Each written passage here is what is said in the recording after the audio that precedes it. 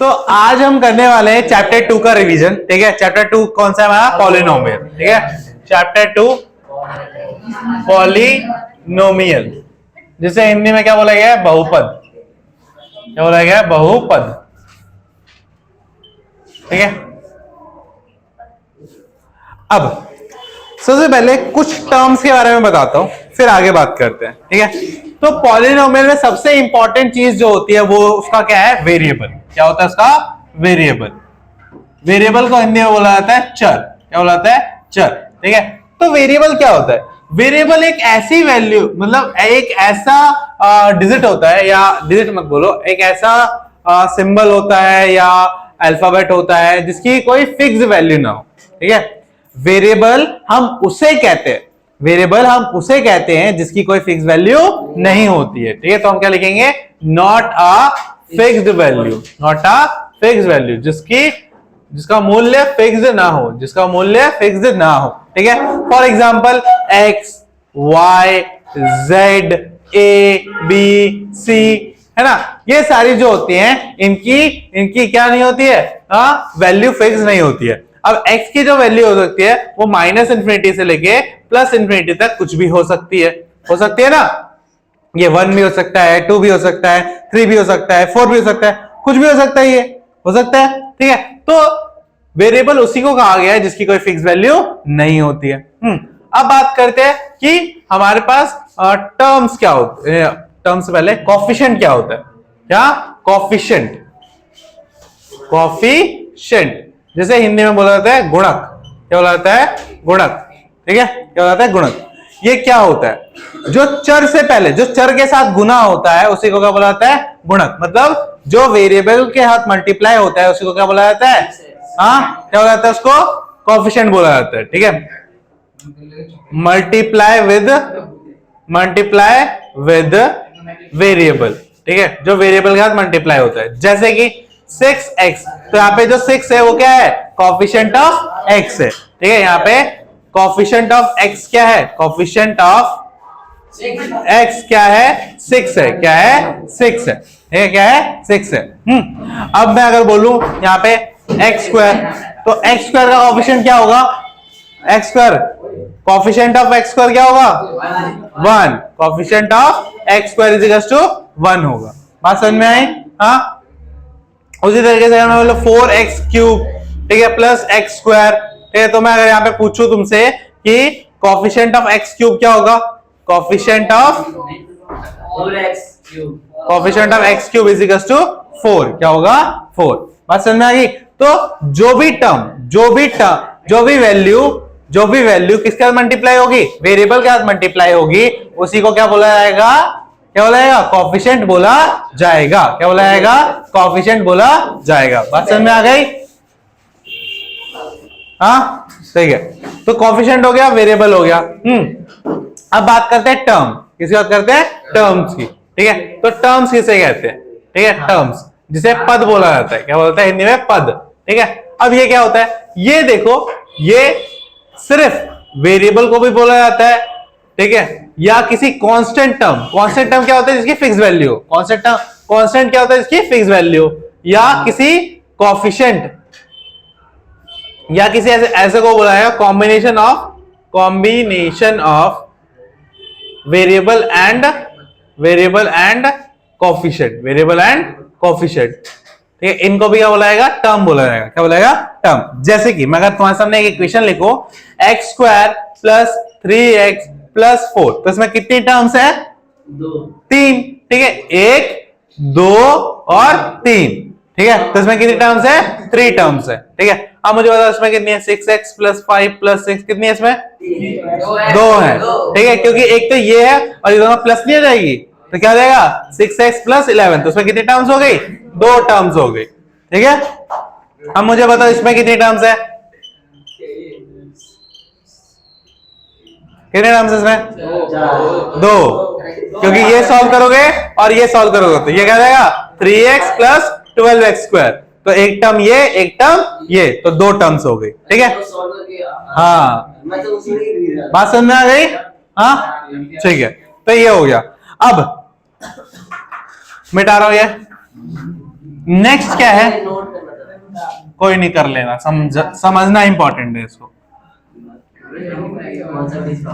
अब देखो मेन बात क्या है, अब डिग्री, डिग्री, डिग्री को क्या बोलते हैं, घात बोलते हैं, क्या बोलते हैं, घात। ठीक है, अब डिग्री क्या होती है, किसी भी पॉलिनोमियल की जो हाईएस्ट पावर होती है, किसी भी पॉलिनोमियल की जो हाईएस्ट पावर होती है उसको क्या बोला जाता है, डिग्री बोला जाता है। क्या बोला जाता है, डिग्री। ठीक है, highest power, highest power of a polynomial, polynomial को पीएक्स से भी डिनोट करते हैं। हाँ, जैसे कि अगर लिखा है x की power 8 plus 4x square plus 3x का क्यूब, ठीक है, तो हाईएस्ट पावर क्या है इसमें, 8, तो इसकी डिग्री क्या हो जाएगी, डिग्री क्या हो जाएगी, 8। ठीक है, तो जो भी हाईएस्ट पावर होती है वही क्या बन जाती है, उस पॉलिनोमियल की डिग्री बन जाती है। ठीक है, अब इसका बताओ 3x square plus 4x plus 5 क्या है हाईएस्ट, 2, डिग्री क्या हो जाएगी, 2, डिग्री क्या हो जाएगी, 2। ठीक है, फिर अगर इसका बताओ x cube plus 6x square plus 7x square plus 8x cube, degree क्या हो जाएगी, 3, दोनों में 3 क्या है, इसको प्लस नहीं कर सकते हो, तो 12x क्यूब हो जाएगा।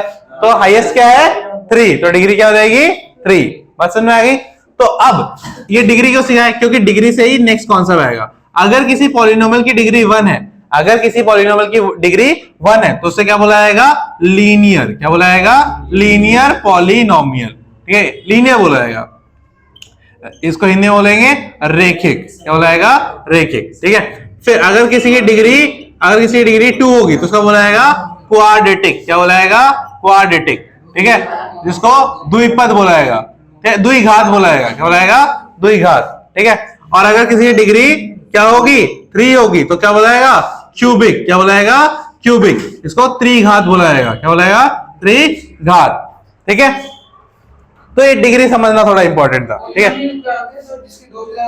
हाँ, ठीक है। अब एक और चीज समझो, एक और चीज, हाँ देखो, ये बात हमेशा याद रखना, ये बात हमेशा याद रखना कि कोई पॉलिनोमियल है तो इसकी जितनी डिग्री है, इसकी जितनी डिग्री है उसके उतने ही क्या होंगे, जीरोस होंगे। ठीक है, एक पॉलिनोमियल है, उस पॉलिनोमियल की जितनी डिग्री होगी उतने उसके क्या होंगे, जीरोस होंगे। ठीक है, तो इसमें कितने जीरोस होंगे, 8, इसमें कितने होंगे, 2, इसमें कितने होंगे, 3, ठीक है, इसमें कितने होंगे, 1। ठीक है, तो जितनी ज्यादा पावर या जितनी ज्यादा डिग्री उतने ही ज्यादा क्या होंगे, इसके जीरोस होंगे। तो इस बात को हमेशा याद रखना। ठीक है, तो अगर तुम्हें कोई इक्वेशन दी हो और तुम्हें पता ना हो कि इसमें कितने जीरो आएंगे तो तुम्हें क्या चेक करना पड़ेगा, पहले डिग्री। क्या चेक करना पड़ेगा, डिग्री, जितनी उसकी डिग्री उतने उसके क्या होंगे, जीरो। फॉर एग्जाम्पल मैं लिखूं x square plus 5x plus 6, तो इसमें कितने जीरो होंगे, 2, क्योंकि हाईएस्ट पावर क्या है, 2, तो डिग्री क्या हुई, 2, तो इसमें कितने जीरो हुए, 2 जीरोस हुए। अब बात करते हैं जीरोस की। ठीक है, बोला भैया आपने बोल तो दिया जीरोस, जीरोस क्या होते हैं, एक्चुअल में जीरो होते हैं, नहीं, एक्चुअल में जीरो नहीं होते। ये ऐसी वैल्यू होती है, ध्यान से सुनो क्या बोल रहा हूं, ये ऐसी वैल्यूज होती है जिनको अगर हम पॉलिनोमियल में पुट करते हैं तो हमारा जो पॉलिनोमियल है वो जीरो बन जाता है। ठीक है, उसकी वैल्यू जीरो आ जाती है।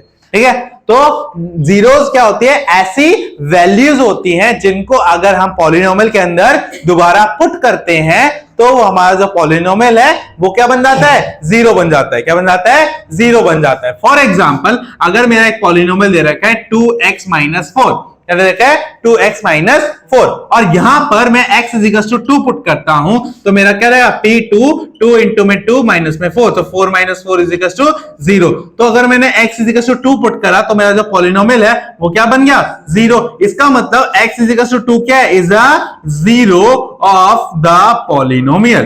ठीक है, तो ये 2 क्या हुआ, जीरो हुआ, किसका, इस 2x माइनस 4 का, इस 2x माइनस 4 का। बात समझ में आ गई। तो अब थोड़ी और बात करते हैं, जैसे कि अगर हमारे पास कोई लीनियर है, कोई क्यूबिक है या कोई क्वाड्रेटिक है, तो इन सब केसेस में जीरो कैसे फाइंड करते हैं, इन सब केसेस में जीरो कैसे फाइंड करते हैं। तो सिंपल सा तरीका है, देखो लीनियर में अगर आपको जीरो फाइंड करना है, जो रेखिक होता है इसमें अगर क्या करना है, आपको जीरो फाइंड करना सबसे इजी है। लेट्स सपोज आपको px दे रखा है, कुछ भी दे रखा है, मैं मान लेता हूं ax प्लस b दे रखा है। क्या दे रखा है, ax प्लस b दे रखा है। तो आपको सिंपली क्या करना है, जीरो के केस में क्या होता है, हमारा पॉलिनोमियल जीरो बन जाता है ना। तो अगर पॉलिनोमियल जीरो है तो ये वाली इक्वेशन और ये वाली इक्वेशन को कंपेयर करो, तो हमारा क्या होगा इससे, ए एक्स प्लस बी किसके को आएगा, 0 के। यहां से आपको x की वैल्यू मिलेगी, क्या मिलेगी, माइनस बी अपॉन ए, क्या मिलेगी, माइनस बी अपॉन ए। तो इस वाली इक्वेशन के लिए हमारा 0 क्या होगा, माइनस बी अपॉन ए। इस तरीके से आप 0 फाइंड कर सकते हो किसके अंदर, लीनियर के अंदर। किसके अंदर, लीनियर के अंदर। अब बात करते हैं क्वाड्रेटिक के अंदर। क्वाड्रेटिक के अंदर आप कैसे वैल्यू फाइंड करोगे, मतलब जो द्विघात होता है उसके अंदर कैसे फाइंड करोगे। फॉर एग्जाम्पल मैं एग्जाम्पल लेता हूं, x square plus 5x plus 6, ठीक है, ये मैं लेता हूं। हाँ, तो आपको इसके अंदर 0 फाइंड करना है। इसके अंदर हमें पता है 2 0 होंगे, क्योंकि डिग्री क्या है, 2 है। अगर डिग्री 2 है और 0 2 होंगे तो कैसे निकाले, तो इसमें एक मेथड आता है, आपने 9th क्लास में पढ़ा होगा, मिडिल टर्म फैक्टर। क्या पढ़ा होगा, मिडिल टर्म फैक्टर। इस तरीके से निकाल सकते हो। तो क्या जाएगा, एक्स स्क्वायर, उसमें क्या करते थे, इस 6 के 2 बार फैक्टर बना देते, क्या बनेगा, 2 into 3, और इन 2 और 3 को प्लस करने पे क्या बनना चाहिए, 5 बनना चाहिए। तो 2x प्लस में 3x प्लस में 6 इज इक्वल टू 0। अब आपको क्या करना पड़ता है, x is equal to x plus 2 और 3 प्लस में 3x प्लस 6x प्लस 2, ठीक है। यहाँ पे x प्लस 2, यहाँ पे x प्लस 2 कॉमन आ गया, और यहाँ पे x प्लस 3। तो ये क्या बन गया, ये इसका क्या बन गया, फैक्टर बन गया। क्या बन गए, फैक्टर। अब इन फैक्टर को इक्वल क्या ले लो, 0 ले लो। ये 0, तो x इज इक्वल टू क्या होगा, -2, और x plus 3 is equal to 0, तो x इज इक्वल टू -3। तो ये एक 0 बन गया और ये एक 0 बन गया। इस तरीके से आप क्या कर सकते हो, क्वाड्रेटिक में 0 फाइंड कर सकते हो। क्या कर सकते हो, क्वाड्रेटिक में 0 फाइंड कर सकते हो, ठीक है। किस तरीके से, मिडिल टर्म फैक्टर से। किस तरीके से, मिडिल टर्म फैक्टर से, ठीक है। एक और क्वेश्चन लेते हैं, फिर से मैं आपको समझाता हूं, ठीक है, मिडिल टर्म फैक्टर, क्योंकि एक बार में समझ में नहीं आएगा। अब एक क्वेश्चन मैं यहां से लेता हूं, जैसे कि फिर मैं आपको एक इंपॉर्टेंट रिलेशन बताऊंगा जीरोस के बीच में और कोफिशिएंट के बीच में, ठीक है। तो लेट सपोज मैं एक एग्जांपल लेता हूं, 3x स्क्वायर प्लस में 5x माइनस 2। ध्यान से समझना एक बार, ठीक है। सबसे पहले देखो, हमें क्या चाहिए होता है मिडिल टर्म फैक्टराइजेशन में, कि मेरा जो x है, ठीक है, उसका जो x स्क्वायर का जो कोफिशिएंट है और जो लास्ट में कांस्टेंट टर्म है, इन दोनों को पहले मल्टीप्लाई करो। क्या करना है, मल्टीप्लाई। तो क्या बनेगा, 3 into 2, क्या बनेगा, 6। क्या बनेगा, 6। अब आपको इस 6 को इस तरीके से तोड़ना है, इस 6 को इस तरीके से तोड़ना है कि प्लस और माइनस करने पे हमें क्या बन जाए, 5x बन जाए। क्या बन जाए, 5x। तो उसका सिंपल सा तरीका है, देखो कुछ नहीं करना है आपको, सिंपल सा तरीका है कि आप 6 को लिखो, कि आप 6 को किसकी टेबल में आता है, 2 की टेबल में आता है, तो 2 into 3, और 3 की टेबल में आता है 6 into 1, ठीक है। और किसकी टेबल में आता है, बस इनकी टेबल में आता है ना, और किसी टेबल में नहीं आता। अब देखो, किसको प्लस करने में माइनस करने पे 5 बन रहा है, इसको भी आ रहा है, इसको भी आ रहा है, इसको भी आ रहा है, तीनों में आ रहा है, ठीक है। तो आप किसी भी एक को चूज कर सकते हो, ठीक है। तो हम किसको चूज करें, चलो इसको चूज कर लेते हैं, ठीक है। तो क्या हो जाएगा, 3x square plus 3x plus 2x minus में 2। बट इससे हमारा क्वेश्चन सॉल्व नहीं होगा। बोलो क्यों, क्योंकि जब यहाँ पे कॉमन लेंगे तो यहाँ पे प्लस में बचेगा, यहाँ पे माइनस बचेगा, तो ये तो हो नहीं सकता। ये वाला भी नहीं हो सकता, क्योंकि सेम ही है। तो बचा क्या, ये वाला। क्या बचा, ये वाला। तो हम अब यहाँ पे क्या पुट करेंगे, 6x माइनस में x माइनस में 2, ठीक है। तो अब क्या है, यहां से क्या कॉमन आएगा, 3x कॉमन आएगा, तो बचेगा क्या, x प्लस 2। क्या बचेगा, x प्लस 2, और यहां से क्या कॉमन आएगा, माइनस का 1। क्या कॉमन आएगा, माइनस का 1, ठीक है। तो x प्लस 2 बचेगा। क्या बचेगा, x प्लस 2 बचेगा। हाँ, अब देखो यहाँ पे भी x प्लस 2 है, यहाँ पे भी x प्लस 2 है, तो x प्लस 2 कॉमन आ गया, और 3x माइनस 1, ठीक है। तो ये हमारे क्या बन गए, फैक्टर। और जैसे ही फैक्टर बन गए तो क्या करना है आपको, इन फैक्टर को किसके इक्वल ले लेना है, 0 के इक्वल लेना है। तो x की वैल्यू क्या आएगी, -2, और यहाँ पे 3x माइनस 1 इक्वल टू 0, तो 3x इज इक्वल टू क्या आएगा, 1, x इज इक्वल टू 1/3। तो एक 0 ये हो गया, एक 0 ये हो गया। बात समझ में आ गई।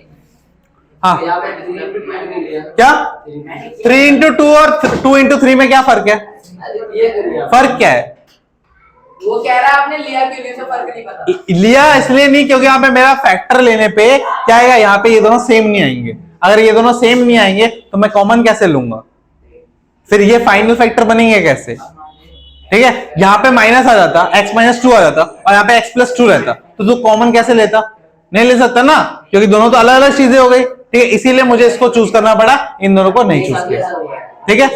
होता है ऐसा, ठीक है। ये 1-2 रेयर इक्वेशन होते हैं जहां पे ऐसी प्रॉब्लम्स आती है, ठीक है। सब में ऐसी प्रॉब्लम नहीं आएगी, बस कुछ रेयर इक्वेशन होती हैं उसमें प्रॉब्लम होती है। हाँ, ठीक है, ये समझ में आ गया। हाँ, अगर आपको फिर भी अगर नहीं समझ में आया है तो मैंने एक 9th क्लास की वीडियो बना रखी है जहां पे मैंने पॉलिनोमियल पूरा अच्छे से, उसमें मैंने एक पूरी वीडियो बना रखी है किसके ऊपर, मिडिल टर्म के ऊपर। किसके बना रखी है, मिडिल टर्म के, उसको समझ सकते हो, ठीक है। हाँ माइनस साइन कॉमन लेंगे तो हाँ हाँ प्लस का है तो माइनस रहेगा। हाँ अगर वो माइनस का है तो माइनस का है अंदर तो प्लस का बन जाएगा। अरे तो वहां देखना 5 एक मिनट, वाले की बात कर रहा हूं मैं। ये देख, ये क्या हुआ यहाँ पे, ये इसको समझ नहीं आ रहा। ये समझ में नहीं आया, तो नहीं हुआ। हो गया। ये कह रहा है एक बार 6 और 1 को लेके देखो। 6 तो वही तो लिया है भाई x square plus 5x plus 6 में 6 और 1 लेके देखो। इस वाले में, आज भी 6 और 1 लेके देखो। इस वाले में हां ले सकते हैं, कोई प्रॉब्लम नहीं। इसको समझ नहीं आ रहा, बोल रहा हूं। नहीं यहाँ पे गड़बड़ हो जाएगी, हाँ, देखो देख। X square plus 6x minus x plus में 6, तो यहाँ पे देखो साफ दिख रहा है ना, यहाँ से मैं जब कॉमन लूंगा तो यहाँ पे माइनस में आ जाएगा, यहाँ पे प्लस में आ रहा है, तो ये पॉसिबल नहीं होगा, ठीक है, ये पॉसिबल नहीं होगा, ठीक है। समझ में आया मिडिल टर्म फैक्टराइजेशन, कोई दिक्कत, हाँ कोई भी दिक्कत नहीं, बढ़े आगे, ठीक है। अब आते हैं मेन टॉपिक पे जो हमें अब पढ़ना है। ये सारी चीजें वो थी जो आपको इस चैप्टर को करने से पहले आनी चाहिए, जो आप 9th क्लास में सीख के आ चुके हो, ठीक है। ये मैंने एक बहुत ब्रीफ इंट्रोडक्शन दिया है, अगर आपको यहाँ समझ में नहीं आया है तो मैंने चैनल पे अपलोड कर रखा है, देख लेना वहां पे, ठीक है। वहां पे डिटेल में कॉमन लेना भी सिखाया है, अगर किसी को कॉमन लेना नहीं है ना, कॉमन लेना माइनस प्लस भी सिखाया है वहां पे, ठीक है। तो जो क्लास जैसी है उस क्लास में वैसा सिखाना पड़ेगा मुझे। हाँ अब स्टार्ट करते हैं तुम्हारी बुक का सबसे पहला टॉपिक, जो कि है relation between zeros and coefficient. एक ही टॉपिक है बस, और इसके अलावा और कोई टॉपिक नहीं है पूरे पॉलिनोमियल में, ठीक है, बस ये एक टॉपिक है, बस, और इसी एक टॉपिक में ही सब कुछ है, एक टॉपिक। पैराबोला अभी इंपॉर्टेंट नहीं उतना, क्या है, ठीक है। अब सुनो, हाँ करे करे इंपॉर्टेंट। अब ओए हेडिंग डालिए, रिलेशन बिटवीन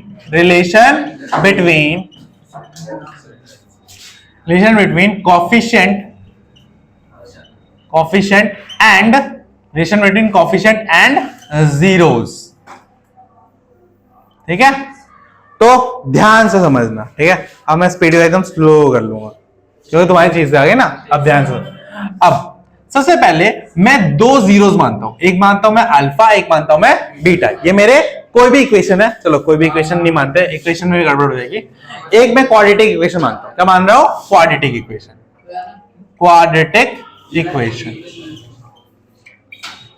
अब क्वाड्रेटिक इक्वेशन क्या होती है, जिसमें डिग्री क्या होती है, 2, ठीक है। तो उसकी जो स्टैंडर्ड वाली इक्वेशन होती है, कौन सी वाली, स्टैंडर्ड वाली, वो क्या होती है, वो होती है ax square plus bx plus c is equal to 0, ठीक है। ये क्वाड्रेटिक की स्टैंडर्ड इक्वेशन होती है, ठीक है, हर किसी की स्टैंडर्ड इक्वेशन होती है। हाँ ये कोई माइनस नहीं होता, सब प्लस होता है भाई। हाँ फिर चलो क्वाड्रेटिक की स्टैंडर्ड इक्वेशन बता दी, तो लीनियर और क्यूबिक को भी छोड़ते हैं, उनका भी बता देते हैं। हाँ तो लीनियर की जो स्टैंडर्ड इक्वेशन होती है वो होती है ax प्लस b, क्या होती है, ax plus b equal to 0, ठीक है। और क्यूबिक की जो होती है वो होती है ax cube plus bx square plus cx plus d is equal to 0, ठीक है। ये क्या होती है, स्टैंडर्ड इक्वेशन होती है, क्या होती है, स्टैंडर्ड इक्वेशन। मतलब इसी के बेसिस पे बाकी इक्वेशन बनती है, ठीक है। बात समझ में आ गई, दिख रहा है ना, क्योंकि x की पावर हाईएस्ट कितनी है, 3, इसीलिए क्यूबिक। x की पावर हाईएस्ट कितनी है, 1, इसीलिए लीनियर। x की पावर हाईएस्ट कितनी है, 2, इसीलिए क्वाड्रेटिक, ठीक है। तो ये हमारी एक क्वाड्रेटिक इक्वेशन है। अब मैं मान लेता हूं, लेट करता हूं, क्या करता हूं, लेट करता हूं, ठीक है, कि let alpha and beta are two zeros of the polynomial. जो ये हमें पॉलिनोमियल दे रखा है, इसके दो जीरोस हैं, वो है अल्फा और बीटा। क्या है, अल्फा और बीटा। बात समझ में आ गई। तो अब सबसे पहला रिलेशन आता है, वो है सम ऑफ द जीरोस का। क्या आता है, सम ऑफ द जीरोस का, जो कि इक्वल होता है, ध्यान से समझना, कोएफिशिएंट भी बता दिया है, ठीक है, सब बता दिया है, जो कि इक्वल होता है minus coefficient of x square upon में अपॉन में कौन सा क्या आएगा, कोफिशिएंट ऑफ x आएगा या कांस्टेंट टर्म आएगा? हाँ पक्का? देखो क्या दे रखा है, गलत बोल रहा है, x स्क्वायर ऊपर यार नीचे। अच्छा ठीक है चलो चलो। हाँ ऊपर क्या आएगा, कोफिशिएंट ऑफ x और नीचे क्या आएगा, कोफिशिएंट ऑफ x स्क्वायर। ओए तो को नहीं पढ़ना निकल जाए। हाँ तो ध्यान से समझो, ये हमारे पास है सारी कोफिशिएंट। हाँ ठीक है, अब ध्यान से देखो क्या लिख रहा हूं मैं, सम ऑफ जीरोस बोला है तो क्या जीरो है इसके, अल्फा और बीटा।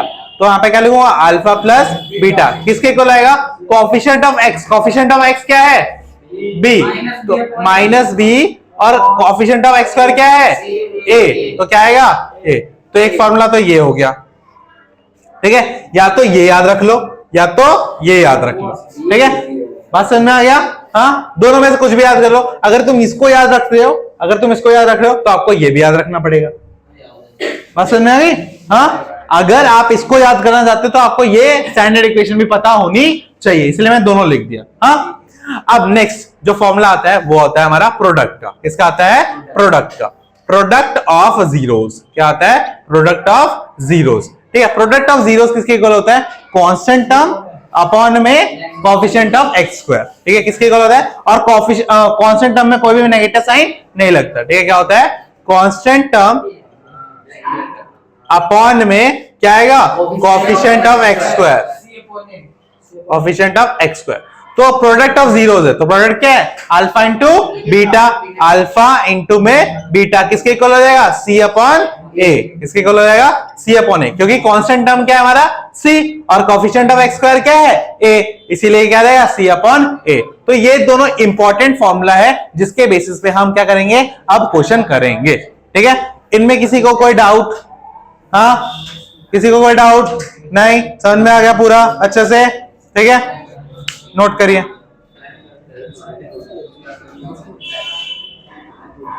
खड़ा वहां से, खड़ा वहां से, नहीं हट जा रहे उसको, एकदम सबसे पीछे।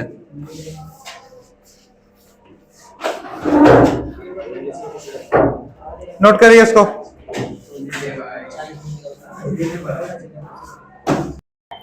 अब ध्यान दीजिए, अब आते हैं क्वेश्चंस के ऊपर। किसके आते हैं, क्वेश्चन के ऊपर। मिटाऊं, ठीक है। अब तू स्लो बनेगा तो मैं क्या करूं यार। हाँ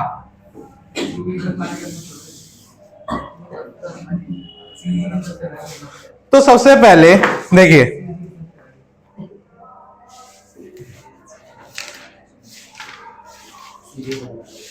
सिंपल सी इक्वेशन लेते हैं। ये इक्वेशन है x square minus 2x minus 8। Question ये है, इससे क्वेश्चन ये है कि आपको इसके जीरोस, ठीक है, और इसका जो कोफिशिएंट है उनको क्या करना है, वेरीफाई करना है कि दोनों सेम आ रहे हैं कि नहीं। तो सबसे पहले आपको क्या करना पड़ेगा, इसके जीरो निकालने पड़ेंगे। क्या करने पड़ेंगे, जीरो निकालने पड़ेंगे। तो जीरो कैसे निकालेंगे, इसके मिडिल टर्म फैक्टर क्या है 8।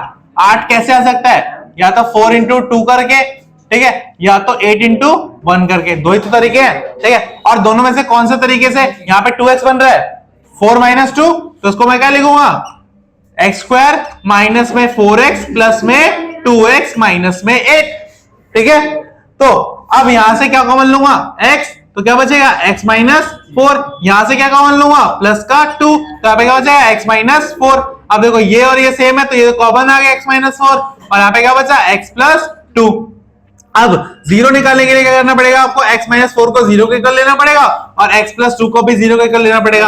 यहां से x इक्वल टू क्या आएगा, प्लस 4 और x इक्वल टू माइनस 2। तो इसको ले लो अल्फा, इसको ले लो बीटा, ठीक है। तो बीटा माइनस 2 अल्फा 4, किसी को भी ले सकते हो, डोंट वरी, किसी को भी ले सकते हो, ठीक है। तो अब सबसे पहले फॉर्मूले पे आते हैं जो कि क्या कहता है, sum of zeros is equals to coefficient of x minus coefficient of x upon में कोफिशिएंट ऑफ x स्क्वायर, ठीक है। तो सम ऑफ जीरोस, वही लिख रहा हूं मैं formula, sum of zeros is equals to minus coefficient of x upon में coefficient of x स्क्वायर। ठीक है, अब दोनों का जीरो, तो अल्फा प्लस बीटा, तो करने की जरूरत है दैट 4 प्लस क्या करो 4 प्लस माइनस 2, क्या करोगे 4 प्लस माइनस 2, ठीक है, equals to minus coefficient of x कितना है हमारा, कितना है 2, तो माइनस ऑलरेडी है फिर माइनस 2। अब देखो जो इसका साइन है ना वही साइन आप लोगे, ठीक है, माइनस तो ऑलरेडी लगा हुआ है, फिर कोएफिशिएंट ऑफ x लोगे तो कोएफिशिएंट ऑफ x के यहाँ पे क्या लिखोगे माइनस का 2 लिखोगे, क्या लिखोगे माइनस का 2। ठीक है, अब क्या है कोएफिशिएंट ऑफ x स्क्वायर, तो कोएफिशिएंट ऑफ x स्क्वायर क्या है 1, तो इसके ऊपर क्या रहेगा 1। ठीक है, अब इसको सॉल्व करो तो क्या आएगा 4 माइनस 2 और यहाँ पे क्या रहेगा प्लस का 2, तो ये भी है 2, 2 इज इक्वल टू 2 आ गया। अगर आपका 2 इज इक्वल टू 2 क्या प्लस 2 था कहाँ, ये सही तो है, कोई गलती नहीं है इसमें। माइनस माइनस क्या हो गया प्लस 2, ठीक है, और 4 माइनस 2 क्या रहेगा 4, देखो प्लस माइनस क्या होगा माइनस, तो माइनस, तो 4 माइनस 2 क्या होगा 2, तो दोनों बराबर आ गया। अगर दोनों ये दोनों चीजें क्या आ गई बराबर आ गई, इसका मतलब हमारा क्या हो गया वेरीफाई हो गया। बट हमें एक और चीज वेरीफाई करके दिखानी है, वो क्या है प्रोडक्ट ऑफ जीरोस। क्या वेरीफाई करना है प्रोडक्ट ऑफ जीरोस, तो product of zeros is equal to क्या होगा हमारा कांस्टेंट टर्म, क्या आएगा कांस्टेंट टर्म अपॉन में क्या आएगा coefficient of x square, coefficient of x square. तो प्रोडक्ट क्या हो जाएगा 4 इंटू में माइनस का 2 is equal to constant term क्या है माइनस का 8, ये क्या है 1, तो ये -8 इक्वल टू -8, तो ये भी इक्वल आ गया, तो ये भी वेरीफाई हो गया, ये भी वेरीफाई होगा। तो हम क्या बोलेंगे कि coefficient and zeros are equal. ठीक है, बात समझ में आ गया, तो रिलेशन क्या हो गया जीरोस और कोएफिशिएंट के बीच में वेरीफाई हो गया। बात समझ में आ गया कैसे करना है, सिंपल है। क्या क्वाड्रेटिक इक्वेशन ये होती है, वो अच्छा बनाना, वो अभी आ रहा हूं उस टॉपिक पे, ये कंफ्यूज हो जाएंगे बेचारे बच्चे, पहले एक एक करके टॉपिक पे आते हैं ना। ये आगे समझ में, हाँ नोट करिए इसको।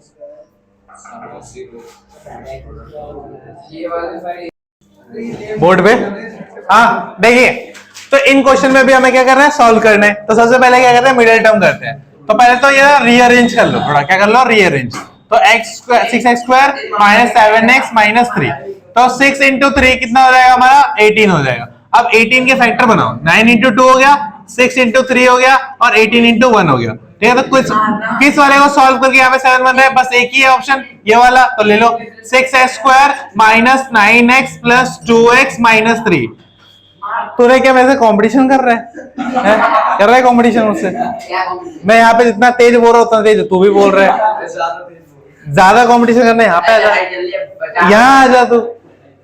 हाँ ठीक है, तो अब यहाँ पे क्या करो, देखो इसमें कॉमन आएगा 3x, तो क्या बचेगा यहाँ पे क्या बचेगा 2x माइनस 3, यहाँ पे क्या आएगा कॉमन प्लस का 1, यहाँ पे भी क्या बचा 2x माइनस 3, तो 2x माइनस 3 क्या आया कॉमन आ गया यहाँ से, और यहाँ पे 3x प्लस 1 बन गया। अब क्या करना है आपको 2x माइनस 3 को 0 के इक्वल रख देना है, तो x की वैल्यू क्या आएगी 3/2, और 3x प्लस 1 को भी 0 के इक्वल रख देना है, तो x की वैल्यू क्या आएगी -1/3।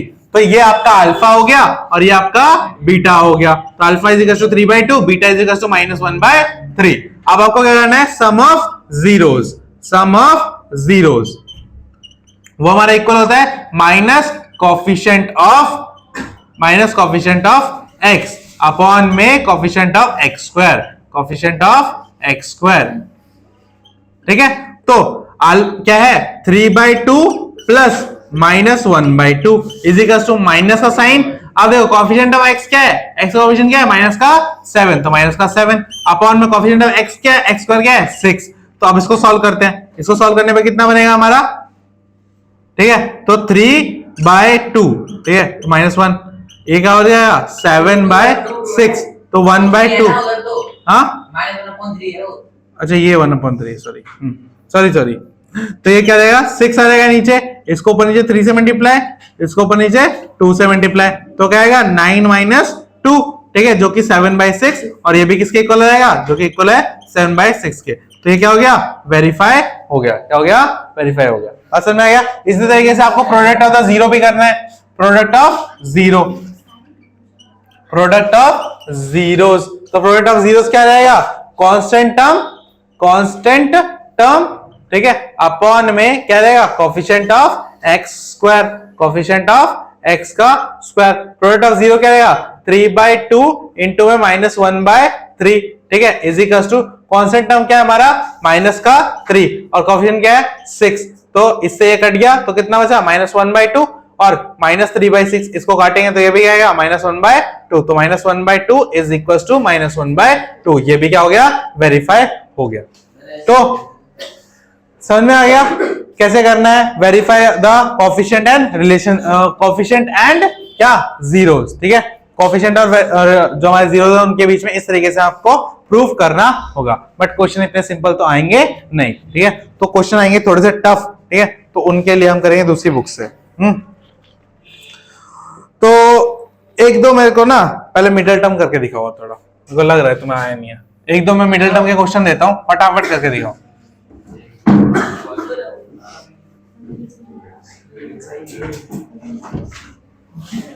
हाँ,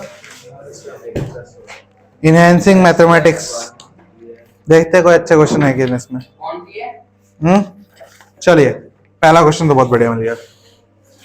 बुक का नाम क्या है? √3x² प्लस 10x प्लस 7√3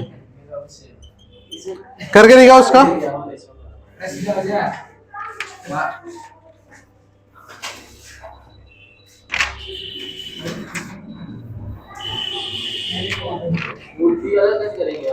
करो, तभी तो दिया है।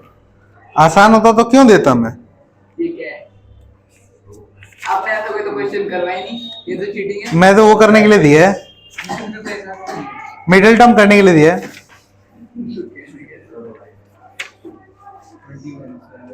चलो ये भी करके दिखाओ।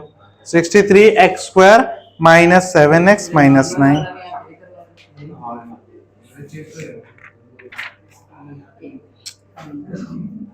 आसान वाला तो दिया था, कर दिया तुमने।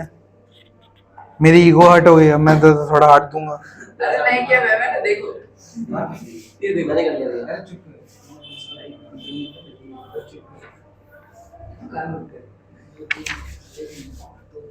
हो गया पहला वाला।